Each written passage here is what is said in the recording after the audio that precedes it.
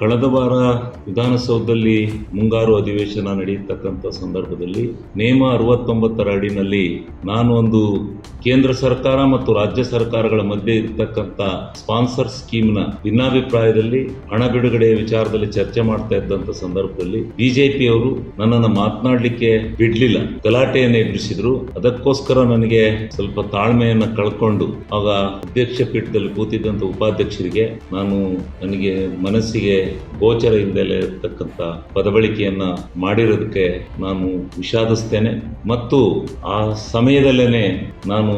ಮಾಡಿರ್ತಕ್ಕಂಥ ಈ ತಪ್ಪು ಪದದ ಬಳಕೆಯನ್ನ ಕಡತದಿಂದ ತೆಗೆದುಹಾಕಬೇಕು ಅಂತ ಹೇಳಿ ನಾನು ಹೇಳಿದ್ದೇನೆ, ಉಪಾಧ್ಯಕ್ಷರು ಹೇಳಿದ್ದಾರೆ, ಎಲ್ಲರೂ ಹೇಳಿ ಆ ಒಂದು ಇದನ್ನ ಕಡತದಿಂದ ತೆಗೆದುಹಾಕಿದ್ದಾರೆ. ಆದ್ರೂ ಸಹ ಆ ಪದ ಬಳಕೆ ಬರಬಾರ್ದಾಯಿತು ಅಂತ ಹೇಳಿ ನಾನು ವಿಷಾದವನ್ನು ವ್ಯಕ್ತಪಡಿಸ್ತಾ ನಾನು ಮಾನ್ಯ ಉಪಾಧ್ಯಕ್ಷರಲ್ಲಿ ಈ ಸಂದರ್ಭದಲ್ಲಿ ಅತೀವವಾದಂತ ವಿಷಾದವನ್ನು ವ್ಯಕ್ತಪಡಿಸಿ ನಾನು ಅವರಿಗೆ ಬಹಳ ವಿನಯಪೂರ್ವಕವಾಗಿ ಆದ ಈ ಘಟನೆಗೆ ನನ್ನನ್ನು ಕ್ಷಮಿಸಬೇಕು ಅಂತ ಹೇಳಿ ನಾನು ಕೇಳ್ತಾ ಇದ್ದೇನೆ.